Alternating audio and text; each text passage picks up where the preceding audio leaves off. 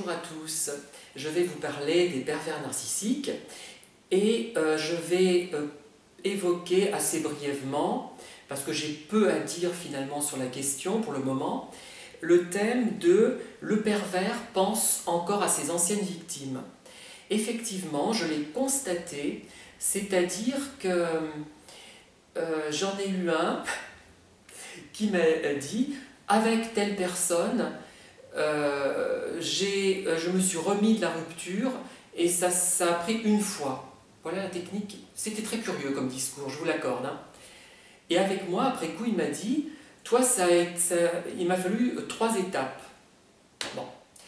Et il parlait effectivement de ses anciennes victimes, il m'en parlait, mais il avait l'air de conserver rancune à ses victimes.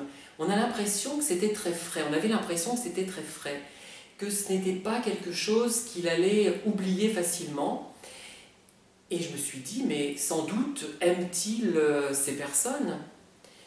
Et en réalité, on avait le sentiment que ce qui le gênait, ce n'était pas tellement le lien affectif rompu, mais le lien tout court. C'est-à-dire que même si le lien ne lui avait rien apporté, il était intéressé par ce lien, par ce rapport de dépendance que la victime avait avec lui.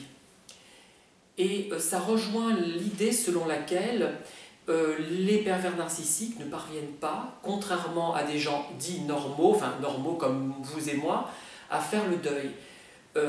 Je pense d'ailleurs qu'il faut arriver à faire son deuil et à pardonner surtout, même si tout le monde n'est pas de cet avis.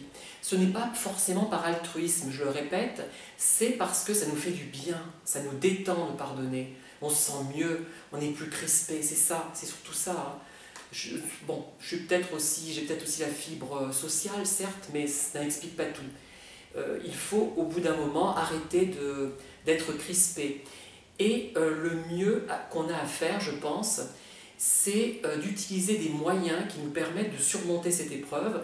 Moi, c'est l'écriture, c'est de faire des photos, c'est de vous parler de cette thématique, parce que j'ai l'impression que je sers à quelque chose, et ça me fait du bien de rendre positif quelque chose qui m'a été plutôt désagréable.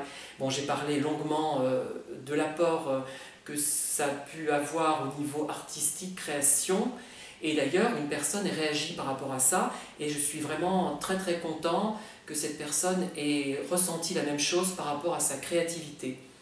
Voilà, donc effectivement les pervers narcissiques pensent à leurs victimes, mais ils ne pensent pas à leurs victimes comme à quelqu'un qu'ils ont aimé et qu'ils regrettent parce qu'ils l'ont aimé et qu'ils ne l'ont plus, comme toute personne un peu normale, comme je peux être quand je pense à des gens que j'ai aimés et que je ne vois plus parce qu'ils sont morts ou parce qu'ils sont partis, parce que je les ai perdus de vue pour X raisons. Mais lui, le pervers, il regrette le lien de dépendance. Il a une victime de moins, une proie de moins, c'est ça, c'est terrible, hein, mais c'est hélas la vérité. C'est du moins ce que j'ai perçu. J'aurais aimé percevoir autre chose, croyez-moi. J'aurais aimé vraiment percevoir autre chose. Et à un moment donné, je m'étais persuadée que cette personne avait des sentiments et qui regrettait les gens qu'il avait connus, amis ou amants ou amoureux, etc. Ou copains même. Mais non, pas du tout. Hein. Voilà.